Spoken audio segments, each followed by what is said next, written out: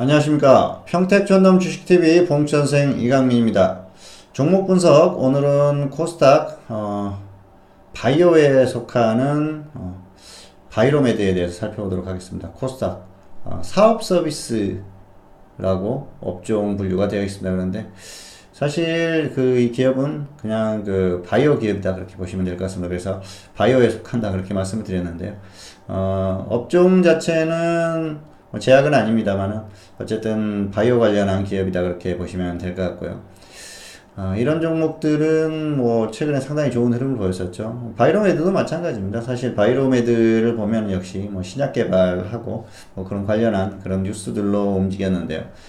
실제적으로 이렇게 확실한 매출이 발생하고 있지는 않습니다. 기술 수출을 한다거나 또 신약을 개발해서 실제 실적이 나오는 그런 흐름은 아닙니다. 그래서 아직까지는 기대감만으로 가고 있는 그런 흐름이고요.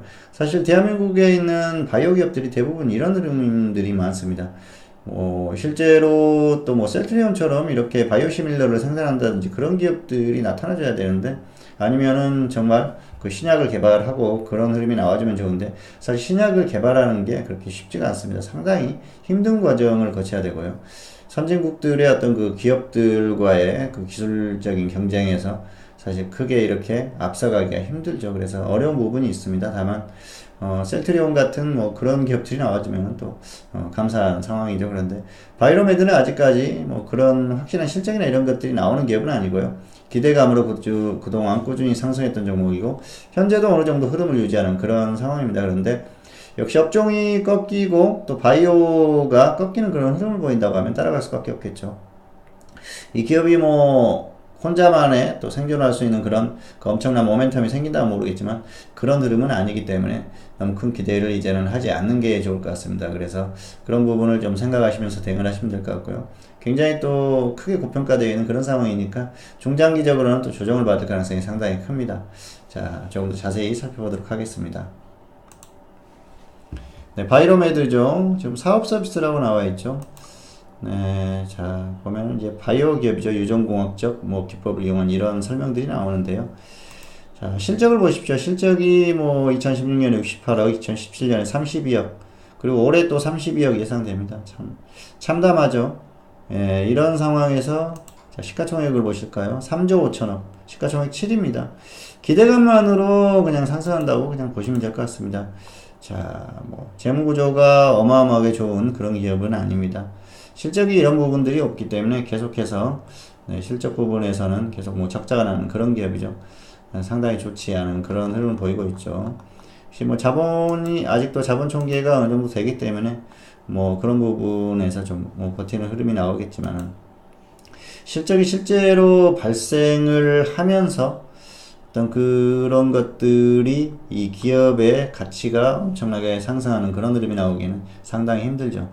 자, 수급을 보면은 좋아 보이죠. 외국인들이 매수하는 흐름인데요. 사실 이 정도의 기업 흐름을 보이는 기업들을 외국인들이 꾸준히 매수를 한다는 건 상당히 문제가 있죠. 그래서 그런 부분에 대해서도 좀 생각을 해볼 필요가 있고요. 자, 주가는 1월 이후에 계속해서 크게 가지 못하고 있습니다. 지수의 흐름과 어떻게 보면 비슷하다고 볼 수가 있겠는데요. 자, 코스닥의 흐름을 볼까요? 코스닥도 1월 이후에 계속 하락하고 있죠. 그런데 바이로메드는 그나마 좀 버티고 있습니다. 제약업종의 흐름을 보실까요? 제약업종의 흐름도 흘러내리고 있죠. 결국은 바이로메드도 이런 흐름을 따라갈 수밖에 없습니다. 그런데 잘 버티는 지금까지는 그런 흐름이 나왔고요. 그동안 엄청나게 상승을 했죠. 그래서 이런 부분들이 사실 기대감으로 이렇게 상승을 했는데요. 자, 적정주가를 한번 보실까요? 평택천농 기술투자 적정주가가 19,000원입니다. 그래서 정말 굉장히 고평가되어 있는 그런 기업이다 그렇게 볼 수가 있겠습니다.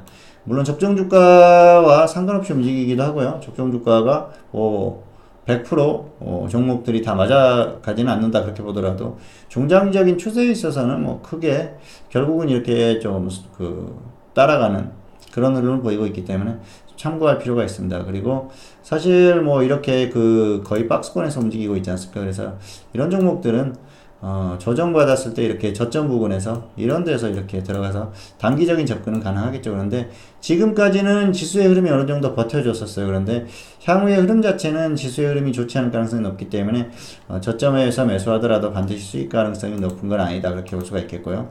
이제는 단기 접근을 하시는 분들도 손절을 짧게 그렇게 대응을 해주셔야 되고요. 웬만하면 중장기 매매하시는 분들은 좀 관망하시는 게 좋을 것 같습니다. 아무래도 시장의 추세적인 흐름이 좋지 않고요. 그리고 역시 바이오가 꺾이는 흐름 보이고 있기 때문에 바이로메드도 같이 따라갈 수밖에 없겠죠. 특별히 종목을 상승시킬 수 있는 엄청난 호재가 발생하지 않으면 이 바이로메드라는 종목 자체도 더 하락할 수밖에 없다. 그렇게 보고 있습니다. 그래서 이제는 너무 큰 기대는 하지 말자. 어떤 그 기대감을 가질 수 있는 기대감으로 뉴스를 만들어서 갔던 그런 흐름들은 이제 거의 끝나가는 그런 상황이기 때문에 너무 큰 기대를 하지 않으시는 게 좋을 것 같습니다. 전반적으로 바이오 업종 자체가 꺾이는 흐름이 나오고 있습니다. 그래서 그런 흐름을 참고하시면서 대응하시면 좋을 것 같고요. 시장의 추세적인 흐름이 하락하고 있습니다. 그리고 바이오도 꺾이는 흐름이 나오고 있어요. 바이오는 지수가 반등할 때마다 강하게 반등이 나올 가능성이 큽니다. 그래서 그런 구간에서 적당히 단기 매매 정도만 하시고요. 바이로메드 역시 추세적인 흐름은 이제 추세로 끌고 가기에는 굉장히 어렵다 그렇게 보고 있습니다. 그래서 이제는 좀 주가의 과도한 상승을 감안했을 때 관망하시는 게 좋을 것 같고요. 하락했다가 업종이 반등하는 그런 구간에서 짧은 단기 매매 정도나 가능한 그런 종목이다 그렇게 말씀을 드리겠습니다. 그래서 역시 추세적인 흐름은 관망으로 하시는 게 좋겠다. 이 정도로 결론을 내리겠습니다. 네, 오늘은 바이로메드에 대해서 살펴봤고요. 다음 시간에 다시 다른 종목으로 찾아뵙도록 하겠습니다. 감사합니다.